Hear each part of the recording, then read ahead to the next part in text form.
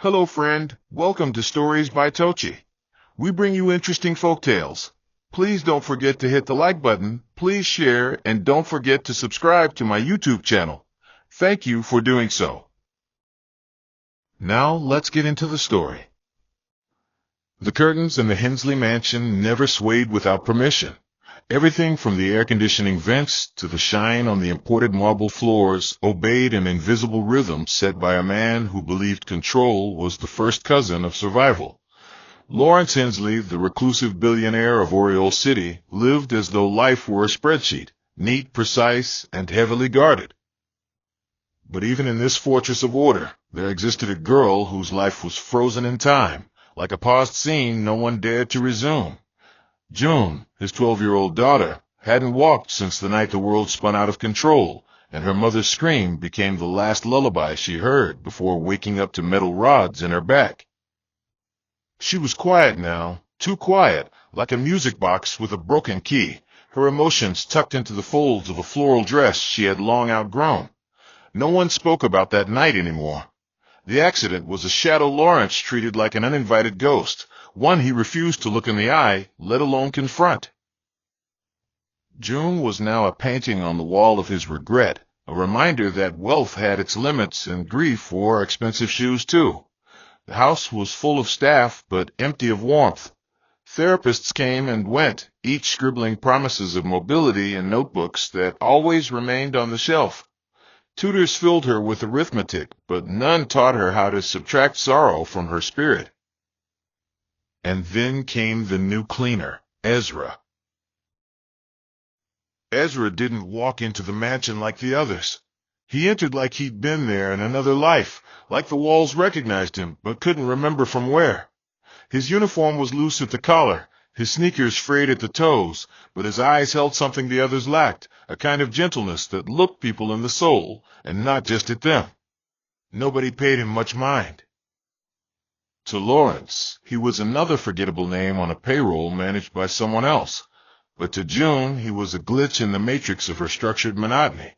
The first time she noticed him, he was mopping near the corridor where her room ended, humming a rhythm she couldn't place, a melody with no lyrics but heavy with feeling. The walls seemed to listen. She sat in her wheelchair and watched from the half-open door, her eyes scanning his movements as if she were memorizing choreography. Ezra spun the mop like it was an extension of his body, dipped it in the bucket like it was a ritual, and glided over the tiles like someone who remembered what joy felt like. He caught her staring and paused, embarrassed. "Didn't know anyone was watching," he said, his voice as soft as melted chocolate. June didn't speak, but her lips curled slightly. It was the first time her cheeks moved like that in months. He winked. "Don't tell the boss. I only dance when the floor begs for it." It was a silly line, but it stuck. The next day, she waited for the sound of the mop again. For someone whose job was to clean, Ezra left behind a kind of mess that couldn't be swept, a disturbance in June's silence, a ripple in her still water. Slowly, a routine bloomed between them like an orchid in defiance of drought. He would pass by her door humming, and she would roll closer to the opening like a moth to warmth. One afternoon, he found her tapping her fingers to the beat of his tune. "You've got rhythm," he said, dropping his mop and pulling out a spoon from his back pocket. It wasn't planned, just instinct. He started tapping the wall with the spoon, creating a beat. June hesitated, then tapped back with her crutch. The rhythm was uneven, imperfect, but it had life. From that day, Ezra began leaving smiley face post-its where she could see them, on the back of her wheelchair, on her water bottle, on the windowsill beside her crayons. Little acts of rebellion in a house that treated spontaneity like a sin. June laughed more now, not loud laughs, but the kind that made her shoulders twitch and her eyes crinkle. Ezra noticed. "You've got a dancer's spirit," he said once. June shrugged, but deep down, her hope stretched its legs. In the evenings, she tried lifting herself an inch higher. Once, she swore her foot twitched. Her nanny didn't notice. No one did. But Ezra believed her. He nodded like she had just climbed a mountain barefoot. Ezra never asked why she couldn't walk. He didn't treat her like glass or speak in hushed tones like the therapists who feared breaking her more. Instead, he asked about her favorite cartoons, made jokes about the stubborn mop that refused to clean corners, and told her how his brother once dared him to dance in front of a church choir. And he did, badly, but the whole town clapped anyway. Dancing, he said, isn't about legs. It's about letting your soul breathe. That line wrapped itself around June's heart like a ribbon. She began to practice swaying in her chair, imagining music filling her bones. Sometimes Ezra would play soft tunes on his speaker and nod for her to follow. They moved together in quiet rhythm, a duet of brokenness dancing toward healing. On a particular rainy afternoon, June, gripped by a sudden surge of courage, grabbed her crutches and tried standing, just for a second. Her knees buckled. Ezra caught her, gently lowering her back. "You stood," he whispered, eyes wide. "Even if just for a heartbeat, you stood." That night, June didn't sleep. Not out of pain, but because hope had become a drum in her chest, too loud to ignore. And somewhere down the hall, Ezra hummed his favorite tune, unaware that the floor he mopped had become a dance floor for someone who once thought she'd never move again. The days began to bloom differently in the Hensley mansion, not with fanfare, but in the quiet, almost imperceptible changes that only those who watched closely could feel. The air didn't seem so heavy anymore. The polished walls that once echoed with nothing but the mechanical tick of antique clocks now carried softer sounds. Tap-taps from crutches, the soft scratch of crayons, and once in a while, the low hum of a tune escaping from June's lips when she forgot to guard her joy. Ezra had become more than a cleaner. He was a rhythm in her routine, an anchor she didn't know she was reaching for until she was holding on. She started arranging her therapy time to align with his cleaning schedule.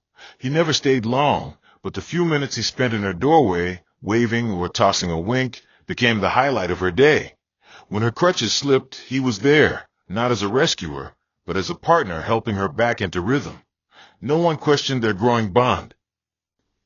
Most of the staff were too busy avoiding Lawrence's sharp eyes to notice anything beyond their immediate tasks, but the truth had started to plant itself in the soil of June's heart. Ezra believed in her, not because she was rich, broken, or a project, but simply because she was June. Outside the mansion, the world kept moving at the pace of traffic lights and stock market charts. Inside, Lawrence remained buried in blueprints and meetings, his phone tethered to his palm like an extension of his soul. He hadn't noticed that his daughter's laughter had returned in whispers, or that her old sketchpad now sat full of doodles instead of dust. Lawrence measured value in numbers, profits, margins, projections, not in smiles or spoon rhythms. When he did see June, it was brief, passing nods at dinner, a stiff pat on the shoulder, occasional check-ins from a distance. He thought keeping her in the finest hands, with the best medical care money could buy, was enough to fulfill his role. Emotion to him was an expensive risk. It cost too much and returned too little. What he failed to see was that June didn't need more professionals. She needed presence. Not reports on her progress, but someone who cheered when she moved an inch. Meanwhile, Ezra stayed firmly grounded in his reality. He still took the bus to work, packed leftover beans in a nylon bag, and sometimes cleaned until his fingers burned.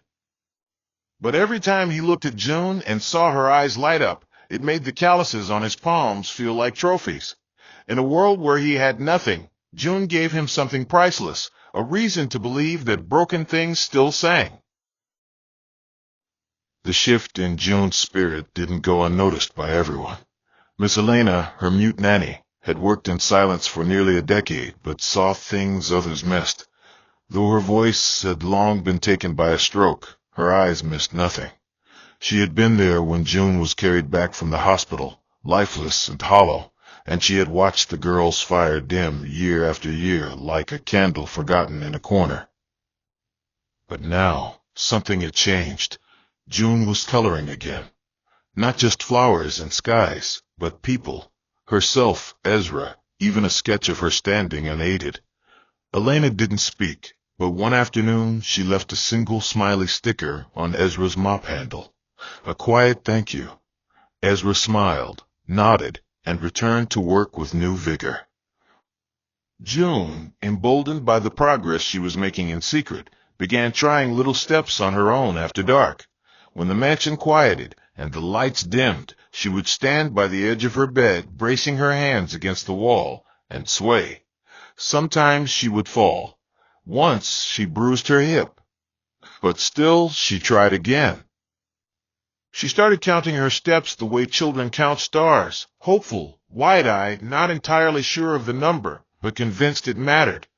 1, 2, 3, she whispered into the dark until her muscles trembled. And still she whispered, because each count wasn't just a number, it was a prayer with legs. Then came the day Ezra brought in music. Not loud or rebellious, but soft like wind through tree leaves on a sleepy afternoon. It was a Saturday, and most of the staff had left for errands. June was in the courtyard, seated under the jacaranda tree, sketchpad in hand, sun kissing her cheeks. Ezra approached slowly, holding his small wireless speaker like it was made of glass. "Want to try something new?" he asked, placing it on the stone bench beside her. The melody began to float, jazz, mellow and free. He stood in front of her, bent slightly, and extended a hand. "May I have this dance, Miss June?" She giggled, looked down, then hesitantly reached out. He didn't pull her up immediately. First, they swayed.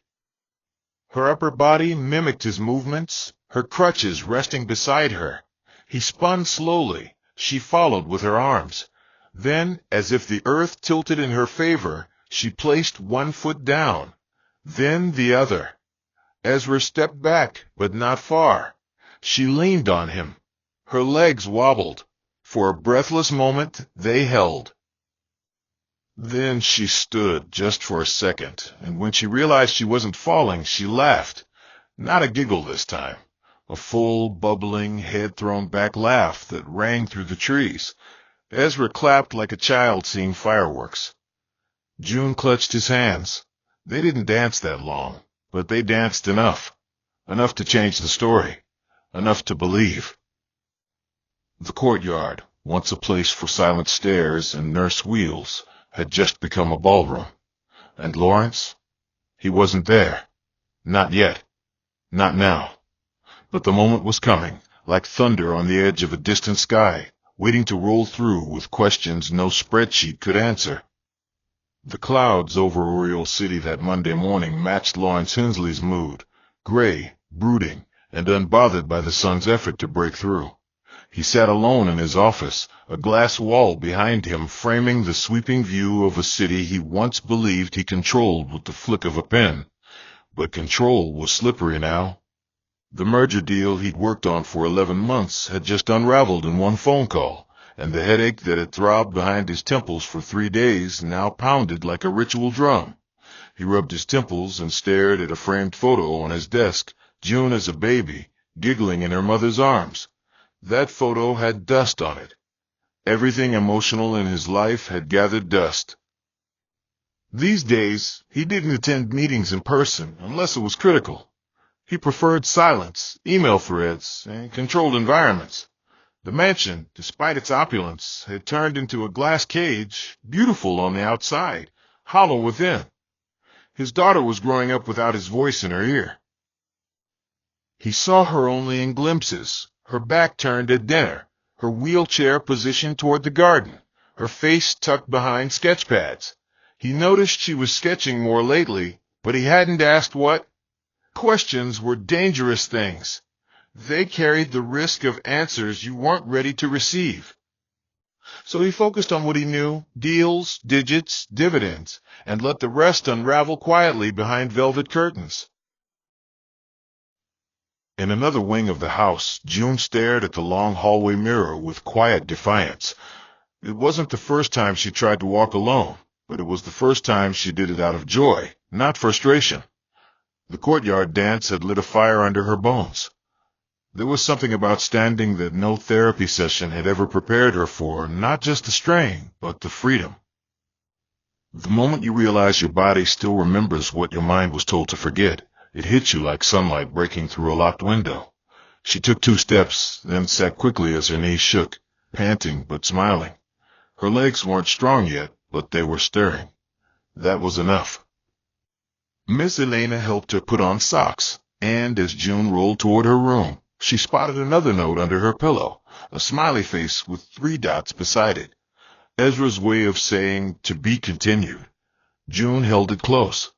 That afternoon, she requested to be wheeled down to the basement, the place where staff gathered for meals, storage, and the off-limits cleaning supply closet.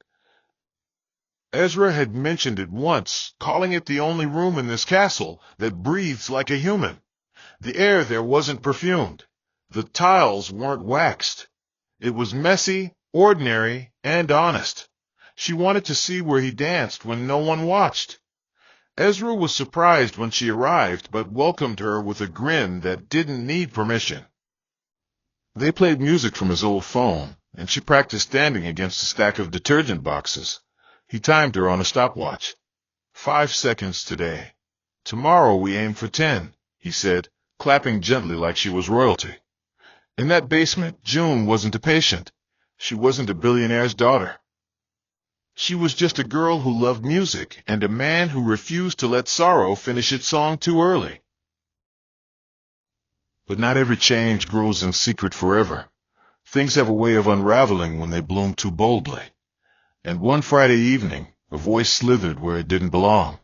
Francis, the older security guard, had seen Ezra and June laughing in the courtyard days before.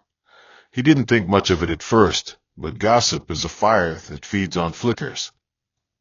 He told the house manager, who then whispered it to the head cook, who eventually passed it like contraband to Mr. Lawrence's assistant. The story arrived on Lawrence's desk like a lit match tossed onto dry leaves, the cleaners getting too close to Miss June. Lawrence didn't yell. He rarely did. His fury wasn't loud. It was surgical. He reviewed the schedule logs, watched 10 minutes of silent CCTV footage, and called the head of staff into his office. "No one, not even a janitor, gets that close to my daughter without me knowing," he said, voice flat as a pressed shirt. But beneath his words, there was something darker stirring, fear. A kind of helpless fear he didn't know how to name. That someone else had touched a part of June he'd long abandoned. Not her body, but her light. That Ezra had managed to enter a place in her heart that he himself hadn't visited in years. And so, like men who confuse walls for protection, Lawrence made a plan to reinforce his control, quietly, quickly. The next morning, Ezra received a memo. His services were no longer needed. No explanation, no conversation, just a signed envelope and a cold nod from the butler. The mansion returned to silence the way a room settles after a broken vase is swept away, tidy but not right. June sensed it before anyone told her. She waited for the hum of a mop, the beat of Ezra's tapping spoon, the playful post-it on her nightstand. Nothing came.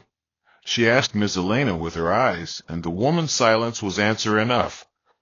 The basement felt colder when she passed it. Her sketch pad stayed unopened. Even the jacaranda tree looked lonelier, like it too had lost its dance partner. Lawrence assumed his decision would protect her from disappointment. But what he had truly done was strip away the one person who saw her, not as a diagnosis, not as an obligation, but as a girl reclaiming her steps, one laugh at a time. That evening, June wheeled herself into her father's study for the first time in 2 years. She didn't speak. She placed her sketch pad on his desk and pointed to a page. It showed a girl standing. Not perfectly, not with grace, but standing with Ezra's hand beside her, holding nothing but air. Lawrence looked at it, then at her. June didn't cry. She didn't plead. Her eyes said it all. "You didn't just fire a cleaner. You erased my song." He had no words. Only the sound of paper closing and the quiet knowledge that a storm had started, and this time he couldn't hide behind glass. The silence that followed Ezra's departure didn't arrive like a thief in the night. It stomped in, bold and unapologetic, and sat at the heart of the mansion like a tenant no one invited. The spaces he once filled with light-hearted presence now felt hollow, and though no one dared mention his name, his absence echoed louder than any footsteps he ever made. June refused therapy. She didn't eat at the table anymore. She stopped sketching. The sparkle that had crept back into her voice flickered and died. The music that used to hum from her speaker was gone too. Her crutches sat beside the door untouched for days. She simply lay in bed, staring at the ceiling, blinking at nothing in particular, as if waiting for her body to turn into vapor and float out through the vents. Even Miss Elena, who had learned to speak volumes without a word, looked at her with helpless eyes.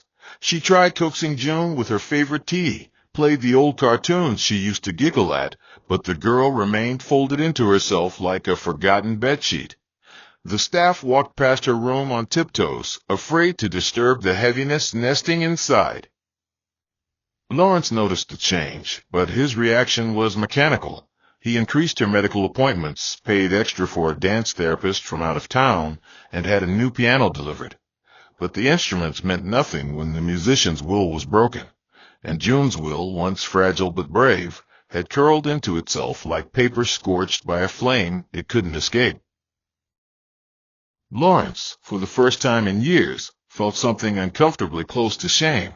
He had dismissed Ezra with the logic of a businessman, clean, efficient, emotionless, but the fallout wasn't clean. It was messy, emotional, and loud in its silence. June had never needed more tutors or gadgets. She needed presence. Ezra gave her that. And Lawrence, with all his wealth and intentions stitched in pride, had snatched it away like a king burning the very bridge that led to his daughter's heart. One evening, he walked into her room holding her favorite book, The Girl Who Wanted to Fly, a tale he used to read to her when she was 6. She glanced at him once, then turned her face to the wall.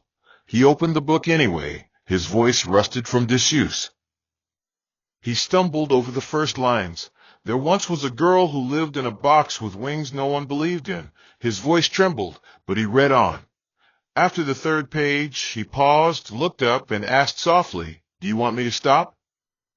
June didn't answer, but she didn't turn away either. He kept reading, page by page, night by night. It became their awkward rhythm. He began to remember the way her face used to light up at the climax. He remembered how her mother would clap at the end of each chapter, even if they'd read it 100 times. The guilt of those memories dug into him like nails. One night he placed the book down and said, "I was wrong about Ezra." The words tasted bitter, but they came out. "He gave you something I didn't know how to." That night June cried, not because of the book, not because of the apology, but because it was the first time in a long time that her father sounded like her father, not a CEO trying to manage emotion like a failing department. The next morning, Lawrence, dressed without his assistant's help, drove without a chauffeur, and walked through the gates of a neighborhood he would have once only seen from behind tinted glass. Ezra lived on the 3rd floor of a narrow building with peeling walls and metal stairs that sang underfoot. He found him teaching a small group of children how to clap in rhythm, each child with a different challenge. One had a prosthetic leg, another had trouble speaking, but they all moved with joy that couldn't be taught in any manual. Ezra didn't notice Lawrence until the kids broke into applause. "You're not here for a refund, are you?" he said dryly, wiping his face with a towel. Lawrence smiled faintly. "I'm here for my daughter. And maybe for myself, too." They stood in silence for a long minute, 2 men from opposite ends of the world staring across a gap only humility could bridge. "You saw her," Lawrence finally said. "Not the wheelchair, not the last name, just her." Ezra folded the towel neatly, then nodded. "She was never broken. She just needed someone who didn't flinch at her cracks." There was no dramatic handshake, no tearful embrace, but something passed between them, an understanding, a shift. Lawrence asked him to return. Ezra didn't answer immediately. He looked at the children, then at Lawrence. "If I do, it's not as a cleaner," he said. "It's as someone who will help her finish what she started." Lawrence nodded, eyes glassy. "Agreed." And with that the tide began to turn, not with noise, but with a promise folded into the quiet. Ezra's return wasn't announced. There were no grand entrances, no red carpets. He came back as quietly as he had left, but June knew the second he walked in. It was in the sound of the mop swaying down the hallway. It was in the soft tap-tap beat that reached her door. She sat up slowly, crutches by her side, heart pounding like it had been woken from a dream it didn't want to end. When he entered her room, she didn't speak. Neither did he. She simply stood, wobbly, trembling, one crutch in hand, and walked 3 steps toward him. Her knees buckled, but he caught her like a rhythm never really lost. She clung to his arm, laughing through tears. "Took you long enough," she whispered. He smiled. "You never stopped dancing." That afternoon they played her favorite song in the courtyard. Ezra held her hand, and she moved, not perfectly, not gracefully, but freely. Miss Elena clapped from the hallway. A gardener paused to wipe his eyes. Even the jacaranda tree seemed to sway in time with the music. Lawrence watched from the balcony, not as a master of the house, but as a man finally learning what it meant to be present. June twirled once, only slightly, and stumbled into Ezra's arms. They laughed, they cried, and they danced again. This time, not in secret. This time, the whole house watched. The days that followed Ezra's return were like a series of sunrises after a long monsoon. Everything in the mansion, though physically unchanged, began to feel alive in a different kind of way. June didn't just walk now. She moved with purpose. Every shuffle forward felt like a quiet rebellion against the memory of helplessness that once caged her. Ezra never rushed her. He matched her pace with the grace of someone who understood that growth wasn't a sprint, but a heartbeat stretching itself wider every day. He introduced her to new movements, small dance routines with names like step tap and half turn, which they practiced together in the morning light that filtered through the courtyard. Sometimes she fell, and when she did, they laughed.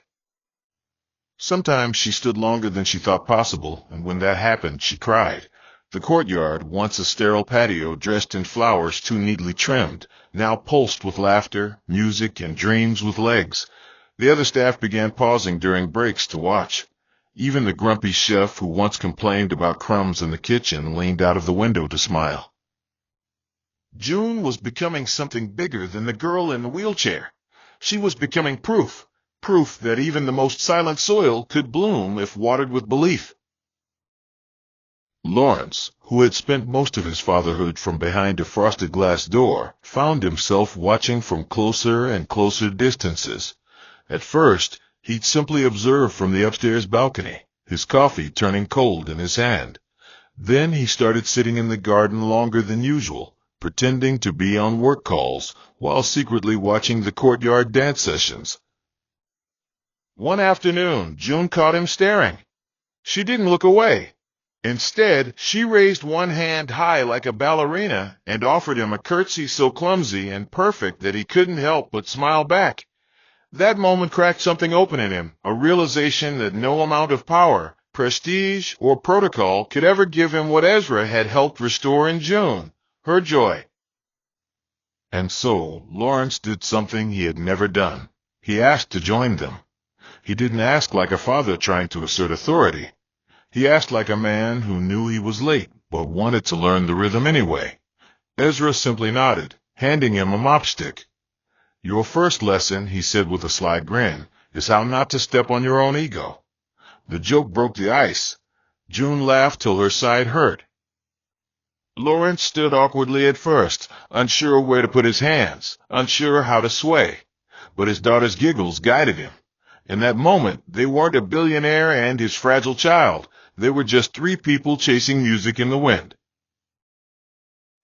Not everyone understood what was unfolding inside the mansion.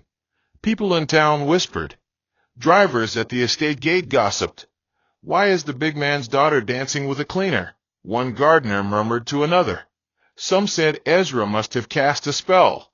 Others claimed the girl had fallen in love. The truth was quieter than all the noise, less magical, more human.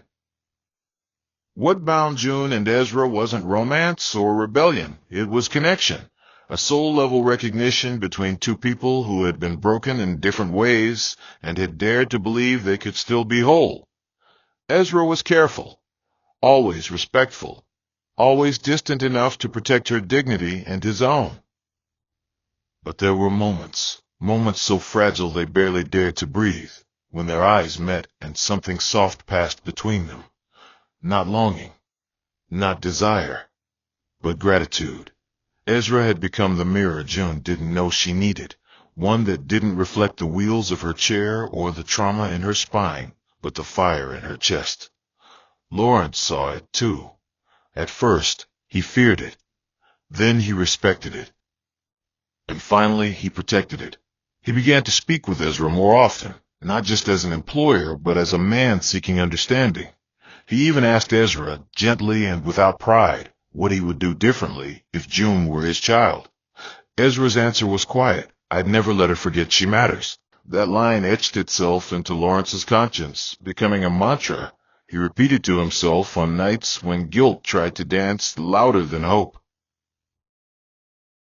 Then came the gala, a formal event hosted every year by the Oriole City Foundation, where Lawrence was expected to make an appearance, shake hands, and showcase his perfectly curated image. June had never attended. He always said it was too late, too loud, too overwhelming. But this year, she asked to go. I want to dance there, she said simply, looking her father in the eye. Lawrence hesitated. The thought of hundreds of eyes watching his daughter stumble terrified him, not because she'd embarrass herself, but because he'd spent so long shielding her from pity that he forgot how powerful courage could look. After a long pause, he nodded. The night of the gala, June wore a sky-blue gown tailored to allow movement and comfort. Ezra, dressed in a black suit that looked borrowed but carried with elegance, stood beside her as they entered the ballroom. Heads turned, conversations paused, but June didn't flinch. She stepped forward, leaned lightly on her crutch, and smiled. Ezra cued the music. A soft jazz number filled the hall. And then, beneath golden chandeliers and judgmental stares, she danced, not flawlessly, not effortlessly, but boldly. People clapped, some teared up, and by the time the music ended, no one saw the crutch anymore. They only saw the girl who refused to sit still. When she bowed, the applause felt like thunder. Ezra smiled beside her, proud but quiet. Lawrence, from across the room, stood with his glass raised, his eyes glistening, not with pride for her perfection, but for her persistence. The girl who once believed she'd never move again had just rewritten the story in front of the city that once pitied her. And the cleaner? He didn't steal the show. He helped her find it. Following weeks glided past like scenes in a slow-motion film, each moment marked by deliberate joy and a kind of sacred slowness that refused to rush. June no longer lived only in her room or within the familiar bounds of the courtyard. Her world had grown. After the gala, invitations poured in, letters from advocacy groups, schools, even news outlets wanting to hear her story. But June, wise beyond her years, declined most of them. I don't want to be famous for struggling, she told her father one afternoon as they sat beneath the jacaranda tree, now blooming with wild pinks and purples. I just want to keep dancing for me. Lawrence nodded, humbled by the quiet wisdom in her voice. He had started coming home early these days, often switching off his phone before sunset, a habit he once considered sacrilege. Ezra, still technically listed as her personal movement coach, remained part of their daily life. But their bond had settled into something even richer than before. He was no longer the janitor. Nor was he a charity case or some passing miracle. He was family now, folded into the rhythm of their household like a verse you couldn't skip in your favorite song. He taught June how to find beats in ordinary things, the clatter of cutlery, the creak of old doors, even the whispers of wind through the curtains. And she, in return, taught him that healing didn't always need an audience. It just needed space. Miss Elena, who had watched June grow through both light and shadow, had her own silent way of celebrating. She'd begun scribbling simple notes on sticky pads, short blessings, daily affirmations, sometimes a tiny drawing of June in motion. She posted them around the house, one in the hallway mirror, one above June's sketch pad, another beside the piano keys. Dance like no one's fixing you, one read. June framed that one. Even the staff, once distant and mechanical, now participated in small but meaningful ways. The chef would bake pastries shaped like music notes. The gardener planted a flower bed in the shape of a spiral, inspired by the spins June had once attempted under the jacaranda tree. The butler, once stiff as stone, now bowed with a flourish whenever June passed by, calling her Madam Rhythm. The mansion itself began to feel less like a shrine and more like a home, a place with memory and movement, not just silence and structure. Lawrence, deeply changed, found himself journaling late at night. He wrote letters to his late wife, often reading them aloud by candlelight in the study. "She's laughing again," one letter read. "She's dancing again. And somehow, so am I." He no longer looked at Ezra with guarded eyes. He asked for his opinion, shared meals with him, even consulted him when planning renovations to include more accessible spaces. What once would have seemed unthinkable now felt inevitable.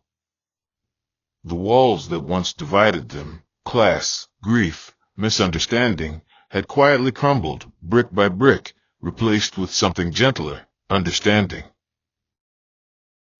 The community outside the mansion eventually caught on, not because of press releases or trending hashtags, but through the subtle power of example. Children who had once whispered about the rich girl in the wheelchair now waved when they saw June passing by in her father's SUV. Teachers started incorporating dance breaks into their lessons.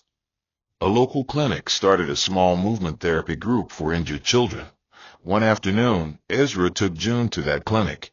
No cameras, no speeches, just presence. June sat beside a girl with a fractured spine who hadn't smiled in weeks. She handed her a crutch, not to use, but to tap. Tap once, wait, then again. Soon the two were laughing, building rhythm. Ezra watched from the door frame, his heart swelling. This was the legacy no award or plaque could replicate. Not performance, not pity, but presence. Meanwhile, Lawrence, once the man with polished shoes and calloused emotions, had begun volunteering once a week at a vocational school, sharing stories about failure, not success. "It took losing control," he once said to a room of young men, "to realize I'd never really had it. What I found in the ruins was my daughter, and through her, myself." The words, unpolished but sincere, left the room hushed. Not every man finds his feet in fatherhood late. But for those who do, the steps still count. One morning, long after the last newspaper had written its final line about the billionaire's dancing daughter, June stood in the center of the courtyard barefoot, her arms raised gently to the sky. The light was soft, the breeze playful.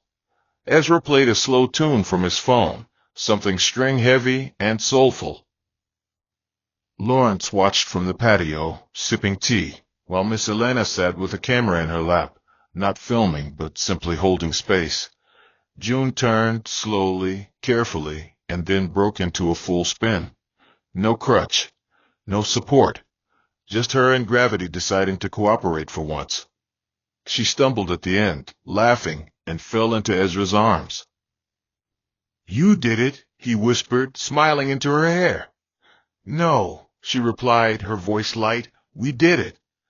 Lawrence stood and walked over, placing a hand on both their shoulders. No speech, no ceremony. Just the three of them in the courtyard, hearts wide open, feet grounded, and a story completed, not with applause, but with peace. the kind of peace that doesn't announce itself loudly. The kind that whispers, "You've come home." And as the music faded into the background and the jacaranda tree rustled its leaves as if clapping in its own way, June looked up at the sky and whispered, "Thank you." Whether she meant God, life, Ezra, her father, or all of the above, only she knew. But one thing was clear: the girl who once thought her feet had betrayed her had found a way to dance again. And this time, the world danced with her. Sometimes, healing doesn't arrive in the form of medicine. Sometimes, it walks in quietly, like Ezra, with a kind word, a song, a smile, or simply the courage to see you beyond your pain. If life has ever knocked you down, if your legs, literal or emotional, have forgotten how to move, remember this: your story is not over because the world stopped clapping. Some dances begin in silence. Don't wait for the world to understand you before you start healing. Don't wait for the stage before you begin to move again. You don't need a perfect floor to take your next step. What you need is faith the size of one steady breath, and maybe someone who believes in you when you forget how to believe in yourself. Not every breakthrough comes with applause. Some come with tears, some with whispered prayers in the dark, some with the small, sacred act of standing again when no one thought you would. And if you're the Ezra in someone's story, keep showing up. You don't have to fix them. Just hold space. Your presence might be the very song their soul was waiting for. So whether you're the dancer, the dreamer, the broken-hearted father, or the silent witness like Elena, there is something in you still alive, still beautiful, still waiting to be seen. You don't need a crowd. You just need the courage to begin. Dear Lord, thank you for the moments when you send hope into our lives wearing ordinary clothes. Thank you for silent healings, quiet helpers, and the strength to rise again even when our legs shake. For every listener who feels paralyzed by fear, regret, grief, or shame, breathe life into their bones once more. Teach them that joy is not reserved for the perfect, but for the willing. Remind them that healing does not have a deadline, and progress is still progress even if it's small. For the fathers and mothers listening, open their eyes to see their children again, not as burdens or broken projects, but as miracles still unfolding. For those who feel unseen, send someone who will see them without trying to fix them. For those who are the Ezras in someone else's life, give them strength to keep holding the line when no one claps for their sacrifice. Remind them that presence is power. Let the music of healing begin in every home, every heart, and every hidden place that's been bruised by silence. Where there's been isolation, replace it with connection. Where there's been fear, replace it with boldness. Where there's been mourning, Lord, bring dancing again. Let joy return in full measure. Let peace settle like morning dew. Let every listener be reminded that no matter how long the night has been, a new dance can begin with just one brave step. In Jesus' name we pray, amen. Hope you enjoyed this interesting story. Please don't forget to like, share, and subscribe to my channel. See you again in my next story.